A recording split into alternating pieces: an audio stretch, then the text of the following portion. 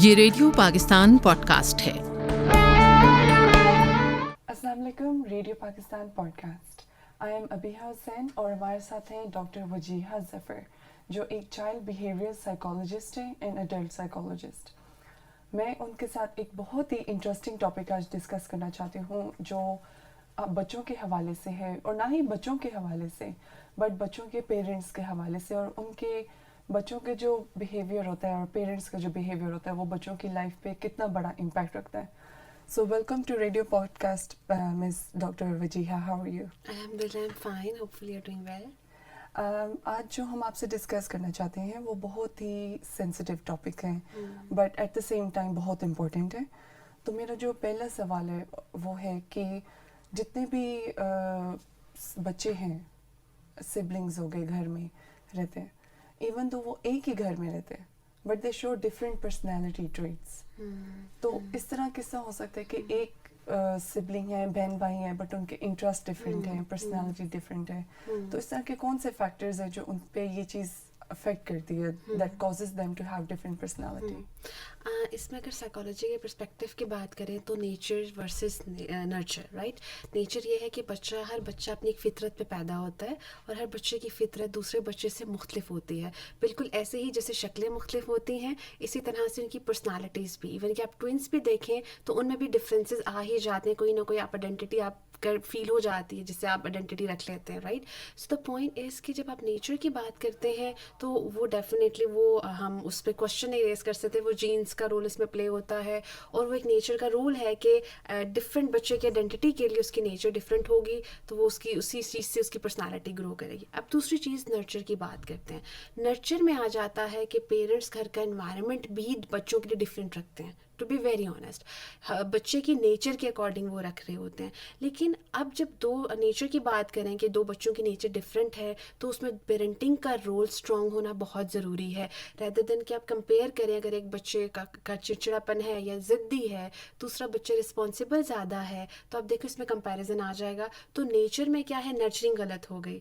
आप नर्चरिंग के through nature पे जो है क्वेश्चन कर रहे हैं कि वो इतना रिस्पॉन्सिबल है, तुम क्यों नहीं हो। एक बच्चा ऑर्गेनाइज है, दूसरा बच्चा ऑर्गेनाइज नहीं है, तो उस पर क्वेश्चन आ जाएगा, देखो वो तो अपनी चीज़ें संभाल के या चीज़ों को ऑर्गेनाइज करके रखता है, तो तुम क्यों इतने केयरलेस हो। सो यहाँ पे दिस इज़ वेरी इंपॉर्टेंट कि जब आप पेरेंटिंग की बात कर रहे हैं, नर्चरिंग की बात कर रहे हैं, तो इन्वायरमेंट में ना जैसे बात करते हैं कि एक फूल दूसरे फूल से डिफरेंट है ना, तो आपने वैसे नर्चरिंग करनी है। किसी को रोशनी ज़्यादा चाहिए, किसी को पानी ज़्यादा चाहिए, तो आप उनकी नीड के अकॉर्डिंग, उनकी पर्सनैलिटी के अकॉर्डिंग जब नर्चरिंग करते हैं तो वो जो दोनों बच्चे हैं वो अपनी नेचर के अकॉर्डिंगली अच्छा ग्रो करते हैं। बाज़ वक़्त ये भी होता है कि पेरेंट्स बहन भाइयों से, कज़न से बच्चों को कंपेयर करते हैं, क्वालिटीज़ में हो जाए, ग्रेड्स में हो जाए, स्कूल परफॉर्मेंस में हो जाए, जिसमें भी, तो वो कंपेरिजन करते हैं। तो इज़ दैट कंपेरिजन हेल्दी बच्चों के लिए? हाँ, देखिए कोई भी टेक्निक है ना, मैं पेरेंट्स को अक्सर ये कहती हूँ कि आप कोई भी टेक्निक अप्लाई कर रहे हैं ना, वो ज़रूरत से ज़्यादा कर रहे हैं, तो आप ये समझ लीजिए जैसे आप कुछ पकाते हैं ना, कुकिंग में आपको इंग्रेडिएंट एक भी ज़्यादा कर दें तो वो सारे जो आपने इंग्रेडिएंट का मिक्स और ब्लेंडिंग की होती है वो ख़राब कर देती है। पेरेंटिंग के अंदर जब आप एक टेक्निक जैसे कंपैरिजन है, ठीक है, आप कभी कभी कर देते हैं, बच्चे के लिए भी क्राइटेरिया एट टाइम्स आप उसको सेट करने में कर देते हैं, इट्स फाइन। लेकिन जब आप उसको फिक्स करना शुरू हो जाते हैं कि वैसे बनना है, वैसे बनना है, वैसे बनना है, तो उसमें क्या होता है कि बच्चे की अपनी पर्सनालिटी ख़राब होना शुरू हो जाती है। और उस कंपैरिजन में वो जो आप क्राइटेरिया बना रहे हैं वो हो भी सकता है कि उसके अगेंस्ट हो जाए, वो उस चीज़ को बुरा समझने लग जाए, उस चीज़ को रिवेंज में ले ले, उस चीज़ को अपने लिए एक क्रिटिसिज्म बना ले, जिसकी वजह से वो ग्रोथ की बजाय जो उसकी अपनी नेचर है उसके अगेंस्ट वो चीज़ जाना शुरू हो जाए। तो टेक्निक जो कंपैरिजन की बात करें, डेफिनेटली इट्स अ टेक्निक। क्या हम अपना मकसद चाह रहे होते हैं ना कि वो क्राइटेरिया बच्चे के लिए सेट करें, हमारा मकसद ये होता है, और बच्चा ग्रो करे। बट ग्रो जो पर्पज़ है वही जब ख़त्म होगी ग्रोथ ही, तो आई थिंक वो टेक्निक का फिर पर्पज़ फेल हो गया। अब जैसे हम स्कूल के ग्रेड्स की अब बात हुई है, अब आईक्यू पे, तो आईक्यू का तो सारे पेरेंट्स को पता है, दैट्स वेरी इंपॉर्टेंट कि बच्चों need to have good grades, university जाना है, कॉलेज जाना है, डॉक्टर बनना है, इंजीनियर बनना है। तो आईक्यू पे तो every parent is well versed, लेकिन ईक्यू पे कितने पेरेंट्स वेल वर्स्ड हैं? What's the importance of EQ, emotional intelligence जिसे कहते हैं, कि इसमें पेरेंट्स का क्या रोल है कि वो बच्चों की इमोशनल इंटेलिजेंस किस तरह इन्हांस कर सकते हैं?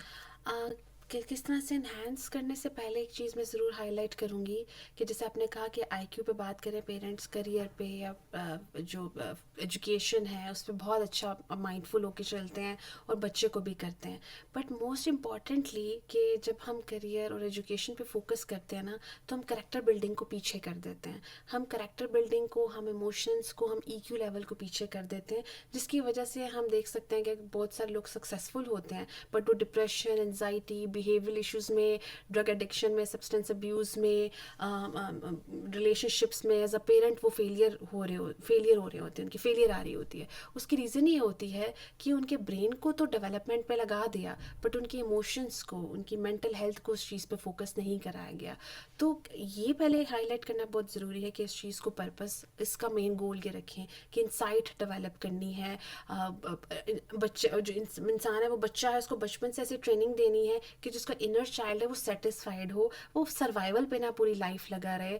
यूजली एडल्ट्स को जब मैं देखती हूँ तो उनका इनर चाइल्ड सर्वाइवल मोड पे होता है। जब उनको सब कुछ अडल्टहुड में मिल भी जाए ना तो वो इनर चाइल्ड सेटिस्फाइड नहीं होता। जब वो इनर चाइल्ड सेटिस्फाइड नहीं होता तो आप ज़िंदगी की भागदौड़ में लगे रहते हैं, कोई रुकते नहीं हैं और आपको सेटिस्फेक्शन नहीं मिलती। जब आप कोई खाना भी खाते हैं ना तो आप तब रुकते हैं जब आपकी भूख हो जाती है और जब आप सेटिस्फाइड होते हैं तो आपका ब्रेन मैसेज देता है स्टॉप का। लेकिन आप देखिए साइकोलॉजिकली जब ये नीड पूरी नहीं हो रही है तो वो हंगर ख़त्म ही नहीं हो रही है तो आप लाइफ में कनेक्ट नहीं कर पाते। Self connection is very important. आप अपने ज़ात से कनेक्ट नहीं कर पाते। और अब इसको कैसे करना है, इसको कैसे करने के लिए आपको अपनी लाइफ में स्टॉप का बटन, पॉज का बटन भी लगाना होता है।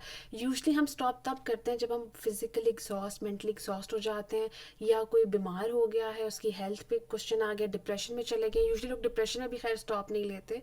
So this is very important. हम लाइफ में मेडिटेट करना सीखें, पॉज लेना सीखें, तभी हम चीज़ों में, हम ईक्यू लेवल पे ग्रो कर सकते हैं। अब जैसा मेंटल इश्यूज़ पे अगर हम बात करें, depression is one of them, anxiety is one of them. तो ऐसे बहुत ज़्यादा मेंटल इश्यूज़ हैं जो पेरेंट्स में एग्जिस्ट करते हैं। तो अगर हम साइकोलॉजी को फिज़िकल मेडिकल इशू भी एज ए डिस्कस करें तो इज़ साइकोलॉजिकल इशू इनहेरेंट कि वो बच्चों में भी जा सकता है। जैसा एक पेरेंट्स में, फैमिली में डायबिटीज़ है तो वो बच्चों में भी होती है, जाती है। तो are psychological issues transferable, are वो इनहेरेंट होते हैं, चाहे वो पेरेंट्स से बच्चों में जाते हैं, और अगर जाते हैं तो उनका सक्सेस रेट क्या होता है, उसको हम कितनी हद तक उसको सॉल्व कर सकते हैं, इम्प्रूव कर सकते हैं। एंजाइटी, डिप्रेशन, बहुत सारे और डिसऑर्डर्स ऐसे हैं, ऑटिज़म, राइट, ये इनहेरिटेड होते हैं, राइट भी होते हैं। अब ऑटिज़म तो खैर होता ही इनहेरिटेड है, जीन्स में बात करते हैं उसकी, बट द पॉइंट इज़ कि आप इनहेरिटेड की बात करें, उसमें कभी कभी ऐसे भी होता है कि डायरेक्ट फैमिली से नहीं आ रहा था। जब भी हम हिस्ट्री लेते हैं ना, एज अ साइकोलॉजिस्ट बात करूँ, जब मैं हिस्ट्री लेती तो उसमें प्रॉपर वो जो फैमिली हिस्ट्री है वो मस्ट होती है। अब फैमिली हिस्ट्री में ग्रैंड पेरेंट्स हैं, ग्रैंड पेरेंट्स के भी आगे पेरेंट्स हैं, तो वो आप पीछे पूरी चेन कनेक्ट करते हैं। उसमें देखिए पहले टाइम पे तो टू बी वेरी ऑनेस्ट बात करूँ तो डायग्नोसिस इतना तो इम्पोर्टेंस ही नहीं, कह देते थे अगर कोई किसी को ओसीडी है तो कहा जाता था इसका तो दिमाग ही ख़राब है, इसको तो बस चीज़ें करने की आदत है। तो ये नहीं समझते ये ओसीडी है। ऑब्वियसली टर्म्स का नहीं पता था, डिसऑर्डर्स का नहीं पता था। अब कई दफ़ा क्लाइंट्स आते हैं तो जब हम हिस्ट्री लेते हैं तो बताते हैं हाँ इनकी दादी ऐसे करती थी, ये इनके फादर के जो फादर हैं, उन ग्रैंड पेरेंट हैं, उनको डिप्रेशन था।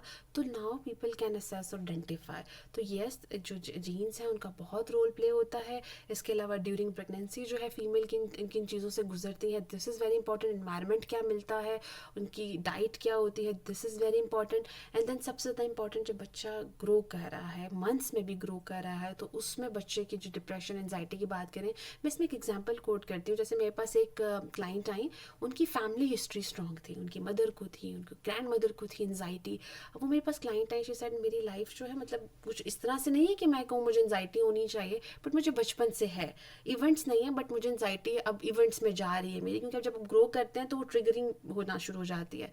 तो जब मैंने उनकी एंजाइटी पे काम किया, उसने कहा कि मैं नहीं चाहती, मैंने अपनी सब फैमिली में सबको दवाइयाँ खाते देखा है, मुझे मेडिसिन पे नहीं रहना।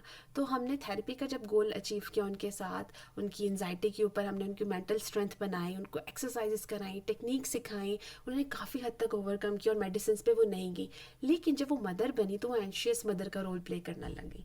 तो वो एंजाइटी फिर कहीं ना कहीं अपना रोल, क्योंकि देखिए जेनेटिक्स की मैं बात कर रही हूँ ना, उन्होंने ओवरकम तो कर लिया एज एन इंडिविजुअल, जब वो एक रोल में गई तो वो एंशियस मदर का रोल आ गया।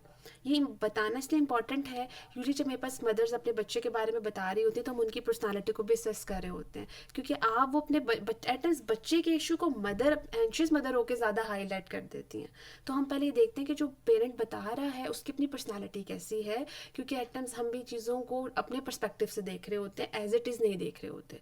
सो आपने जैसे बात की जीन्स की, तो हम यूजली जो पेरेंट्स हैं वो बच्चे के इश्यूज़ को हाईलाइट जब कर रहे होते हैं तो वो अपने इश्यूज़ को नहीं देख पा रहे होते। वो पर्सपेक्टिव लेना बहुत ज़रूरी है, क्योंकि आप वो पजल तभी सॉल्व कर सकते हैं जब सब पीसेस को कनेक्ट करें, रूट पे काम करें। एट टाइम्स पेरेंट्स खुद भी रूट बन रहे होते हैं। मतलब अगर एक एंशियस मदर है, वो बच्चे को बार बार एंजाइटी देगी ना, ऐसे नहीं करना, ये नहीं गिराना, गन नहीं मचाना, तो फिर वो बच्चे को लाते हैं कि बच्चा एंशियस हो रहा है।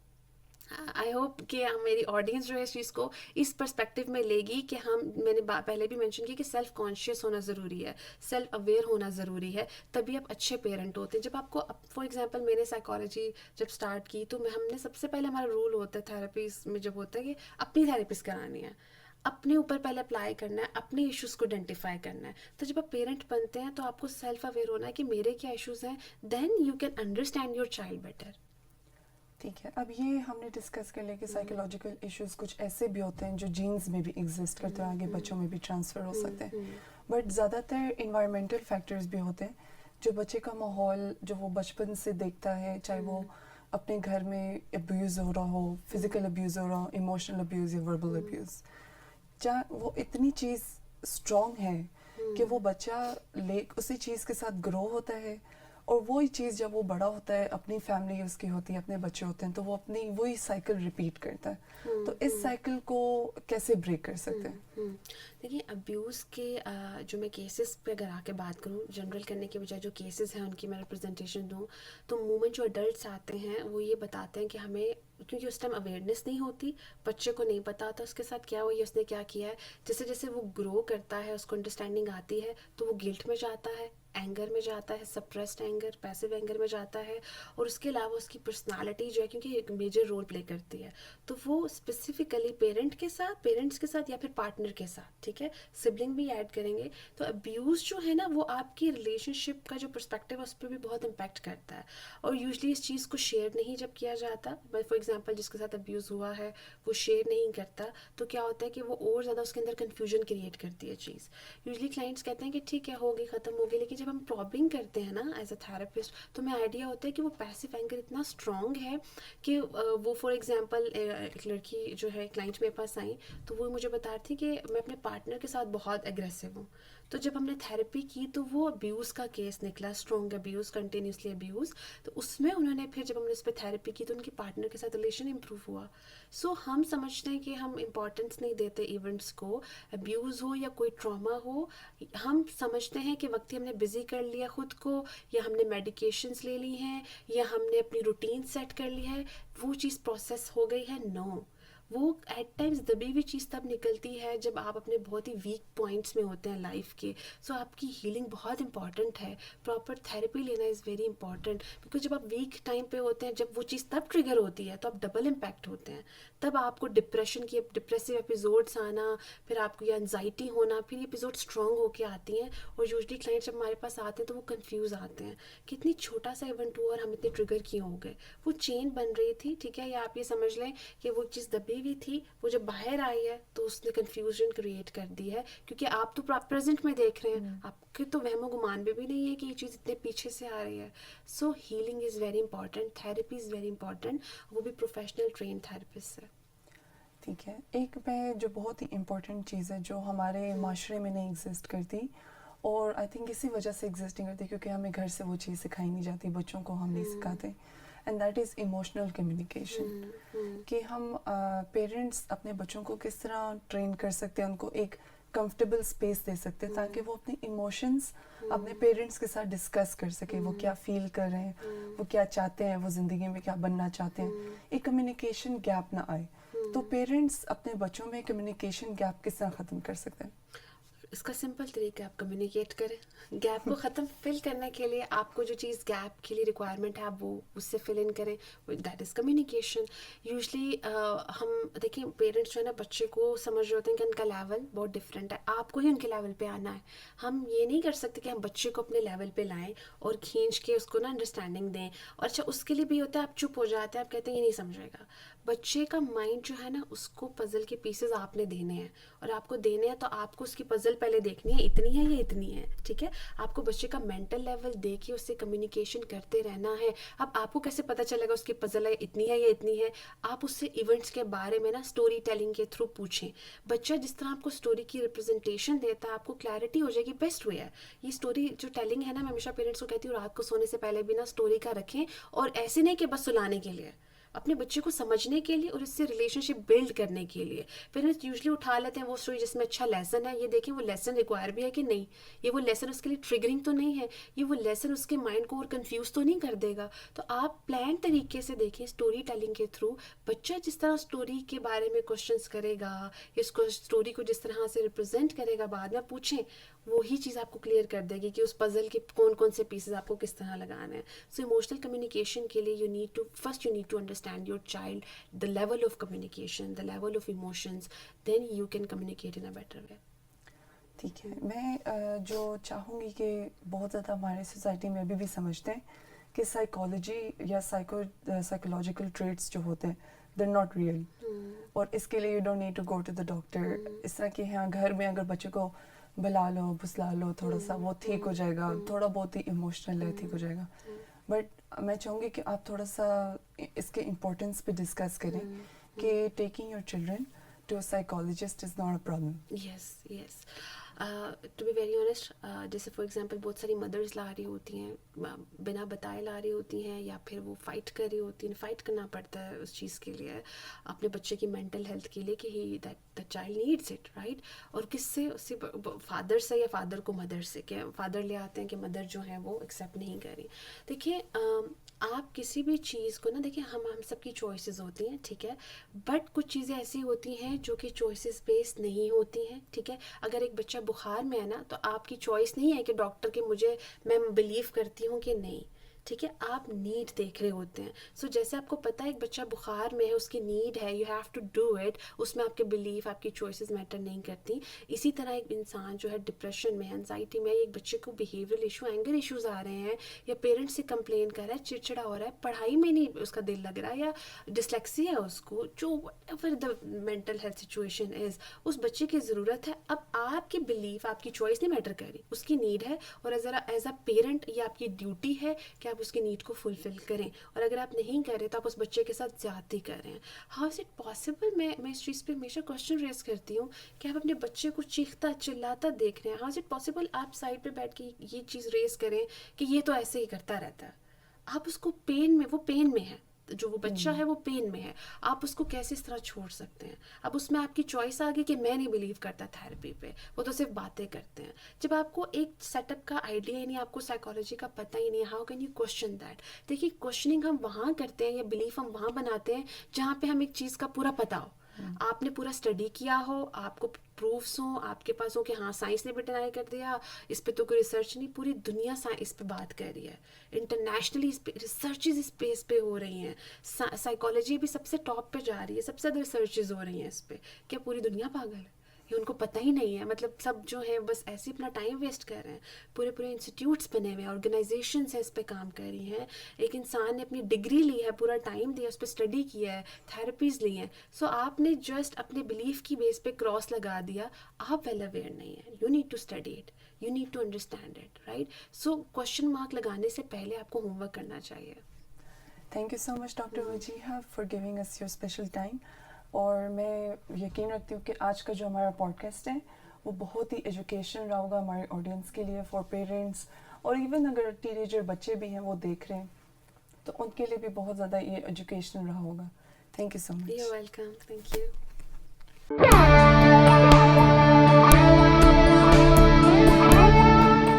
ये रेडियो पाकिस्तान पॉडकास्ट है।